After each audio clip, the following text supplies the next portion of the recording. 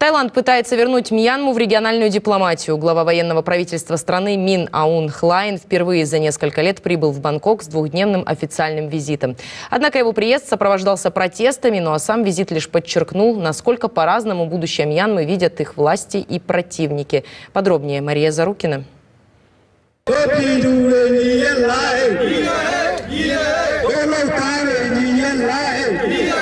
Кадры того, как протестующие демонстративно топчут плакат с карикатурным изображением президента, в 2026 году остаются редкостью для многих стран. Это сегодняшний Бангкок. У штаб-квартиры ООН дюжина человек. Под ногами уничижительные фото главы соседнего государства. В бирманской культуре сравнение человека с собакой считается крайне оскорбительным.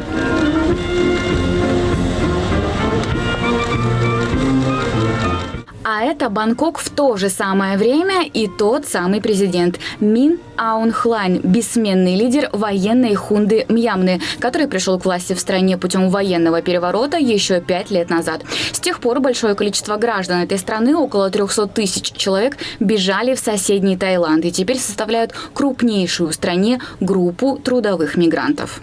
После того, как к власти пришел Мин Аун Хлайн, оформление CI стало очень дорогим. Раньше оно стоило всего 500 батов, а теперь общая стоимость выросла до 20 тысяч батов. Именно столько теперь приходится платить. Более того, этими деньгами Мин Аун Хлайн финансирует убийство людей. Почему мы должны платить эту часть денег его режиму? Тайскому правительству мы готовы платить, как и раньше, уже 3 года. Но платить Мин Аун Хлайну мы не хотим. CI – это документ для граждан Мьянмы, работающих в Таиланде, который появился еще при гражданском правительстве Аун Сан Су Чжи. После прихода к власти военной хунты, утверждают протестующие, оформить его без участия подконтрольных режиму структур уже невозможно.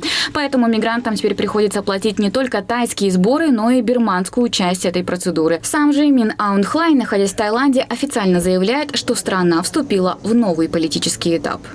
Мьянма вновь встала на путь демократии и движется к лучшему будущему. В качестве нового правительства мы приступили к работе над обеспечением национальной стабильности, мира и национального примирения. У главы военного правительства в Бангкоке двухдневный официальный визит. Главы государств уже успели подписать несколько меморандумов о сотрудничестве и провели двусторонние переговоры. Как отмечает Associated Press, несмотря на то, что Мьянма после переворота считается не рукопожатной страной, Таиланд все-таки пытается вернуть ее в региональную дипломатию.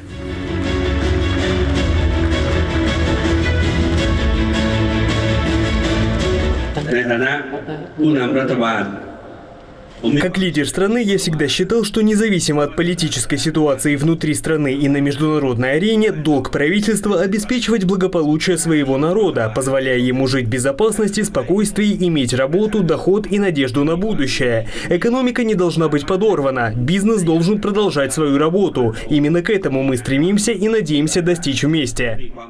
Мин Аун Хлайн официально вступил в должность президента лишь в апреле, причем после официальных выборов. Да, тут очень важную отметку надо сделать. Рассматривать эти выборы как нелегитимные, поскольку они всего лишь служили собой ширмой для того, чтобы окончательно легитимизировать власть военных, которые были представлены партией справедливости и развития Союза. Они, соответственно, победили, и, как мы понимаем, они в итоге в апреле уже 2026 года выбрали президента, генерала Мин Аун Хлая, который у нас с вами сейчас и является очень активным международным лицом Мьянмы. Неделю назад Мин Аун Хлайн отметил первые 100 дней пребывания своего правительства у власти речью, в которой он защищал свои достижения и изложил 5-летний план действий для своей администрации. При этом, несмотря на заявление о демократическом направлении, за неделю до поездки в Бангкок перед депутатами он заявил, что правительство продолжит применять закон о воинской повинности, одновременно укрепляя вооруженные силы и полицию в борьбе с активистами, выступающими за демократию, и также повстанцами из числа этнических меньшинств на большей части территории своей страны. Мне потребуется 2 года, чтобы ускорить процесс строительства нового государства. В течение следующих 3 лет я буду вести строительство на полную мощность. Примечательно, что на этом фоне произошло еще одно знаковое событие. Несколько дней назад бывший лидер страны Аун Сан Сuu Кyi впервые за 4 года встретилась с представителями Международного Красного Креста. До этого подтвержденных контактов с внешним миром у нее не было. Ее младший сын даже призывал Испанию присоединиться к кампании, призывающей военное правительство Мьянмы предоставить доказательства того, что его 81-летняя мать жива.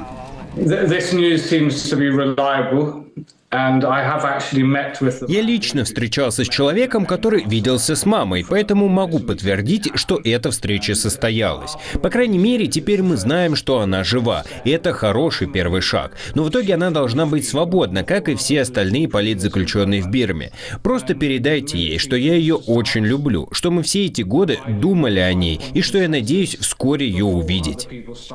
По данным Красного Креста, 81-летняя лауреатка Нобелевской премии мира выглядит здоровой. Подробности встречи не раскрываются, однако многие наблюдатели считают, что сразу два события – это допуск Красного Креста к Аун Сан Сuu Кyi и официальный визит Мин Аун Хлайна в Таиланд – могут быть частью попытки вернуть Мьянму в региональную дипломатию после нескольких лет международной изоляции. Мария Зарукина, Арина Кицина, Юрий Петров, RTVI.